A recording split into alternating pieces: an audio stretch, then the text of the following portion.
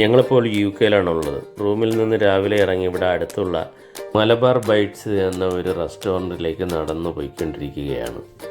ഒരു അണ്ണൻ്റെ ചെറിയ ഒരു റെസ്റ്റോറൻ്റാണിത്. വളരെ മനോഹരമായ റെസ്റ്റോറൻ്റാണ്. ചെറിയ റെസ്റ്റോറൻ്റ് ആണെങ്കിലും വളരെ നീറ്റ് ആൻഡ് ക്ലീൻ. ഫുഡൊക്കെ ഒന്നും പറയാനില്ല. ഇതാണ് അണ്ണൻ, ഇദ്ദേഹത്തിൻ്റെയാണ് റെസ്റ്റോറൻറ്റ്.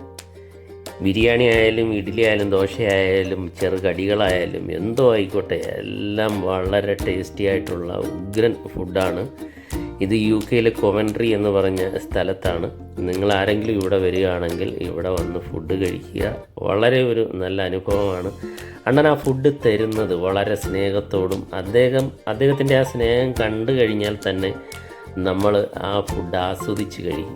മാത്രമല്ല ഫുഡ് വളരെ മികച്ചതാണ്.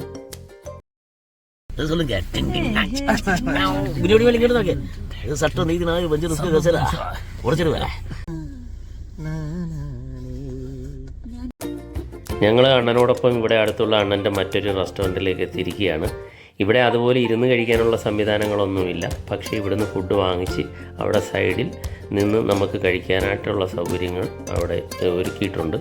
ഇവിടെ അതുപോലെ തന്നെ ചെറുകടികളും ദോശ ഇഡ്ഡലി എല്ലാം എന്തോ ആയിക്കോട്ടെ, ഫുഡ് ഒന്നും ഒരു രക്ഷയില്ല, ഒന്നും പറയാനില്ല. നിൽക്കുന്നതാണ് അണ്ണൻ്റെയാണ് റെസ്റ്റോറൻറ്റ്.